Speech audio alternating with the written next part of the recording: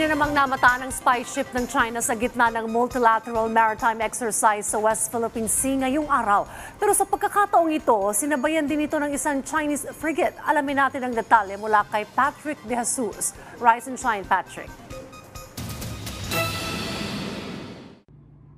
Isa pang barko ng China ang namataan sa ika-4 na araw ng multilateral maritime exercise ng Balikatan 2024 sa West Philippine Sea.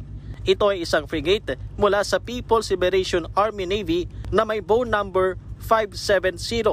Hindi naman lumapit ang barko ng PLA Navy na nakita na nasa 6 hanggang 9 na nautical miles ang distansya mula sa mga barkong kalahok sa MME at nasa labas ng operation box ng pagsasanay. Wala naman silang challenges na inisyo since distance nila nasa medyo malayo, nasa 9 nautical miles. Bandang hapon, muli namang lumitaw ang spy ship ng PLA Navy na unang nakita. Kung mapapansin, itong barko na nakikita natin ngayon ay napakaraming radar.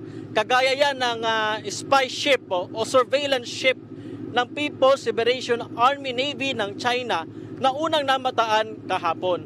Sa halos buong araw ngayon, hindi natin ito nakita. Pero pasado nga alas 3 ng hapon ay muli natin itong na-monitor. Sa kabila ng presensya ng iba pang barko ng PLA Navy, wala itong nagiging epekto sa multilateral maritime exercise. Sa tingin ko hindi naman magiging concern yun. Presently, we are conducting our activities ng safe and dire-diretso at successful naman yung mga different serials natin for the day. Isinagawa naman ang Maritime Search and Rescue Exercise na isa sa mga aktibidad ng MME. Hindi nakasama sa nasabing pagsasanay ang barko ng France na F734 Vendémiaire dahil nagkaroon ng minor medical emergency ang isa sa mga crew nito. Si F734 needs to temporarily detach from the formations because kailangan niyang dalhin yung isang personnel niya for a minor medical test and treatment sa Puerto Princesa, Palawan. Presently, hindi pa natin masabi kung kailan ang balik niya, pero most likely, she will be joining the next succeeding serials. Patrick De Jesus para sa Pambansang TV sa Bagong Pilipinas.